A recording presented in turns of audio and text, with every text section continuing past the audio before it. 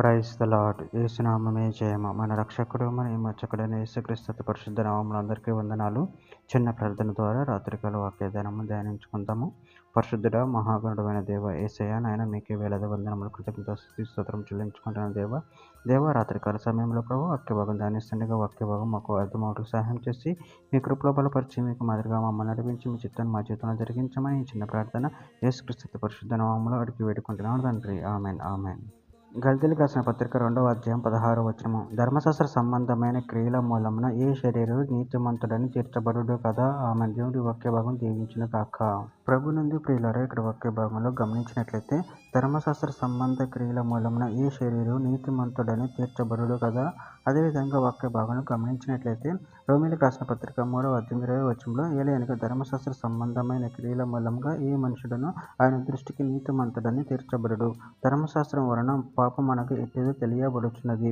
గల్తీయులకు రాసిన పత్రిక 3వ అధ్యాయం 13-14 వచనంలో ఆత్మను గూర్చిన వాగ్దానం విశ్వాసం వలన మనకు లభించినట్లు అబ్రహాము పొందిన ఆశీర్వచనం క్రీస్తు యేసు ద్వారా అన్యజనులకు కలుగుటకి క్రీస్తు మన కోసము శాపమే మనల్ని ధర్మశాస్త్రం యొక్క శాపము నుండి విమోచించును.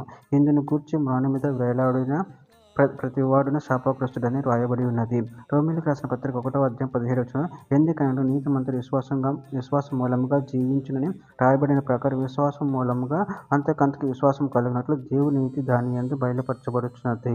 హెబ్రీయులకు రాసిన పత్రిక 7వ అధ్యాయం 18-19 వచనాలలో ఈ ధర్మశాస్త్రం దేనికి సంపూర్ణ సిద్ధి కలుగచేయట్లేదు కనుక ముందియబడిన ఆజ్ఞ బలహీనమైనందున నిష్ప్రయోజనమైనందున అది నివారణ చేయబడి ఉన్నది. అంతకంటే శ్రేష్టమైన నిరీక్షణ దాని వెంట ప్రవేశపెట్టబడిను.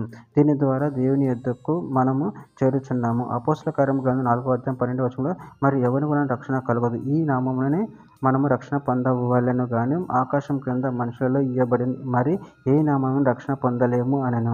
యోహాను రాసిన మొదటి పత్రిక 1వ అధ్యాయము 7వ వచనం, అయితే ఆయన వెలుగులోనున్న ప్రకారం మనమును వెలుగులో నడిచిన యెడల మనము అన్యోన్య సహవాసం గల వారమై యుందుము. అప్పుడు ఆయన కుమారుడైన యేసు రక్తము ప్రతి పాపము నుండి మనల్ని పవిత్రులుగా చేయును.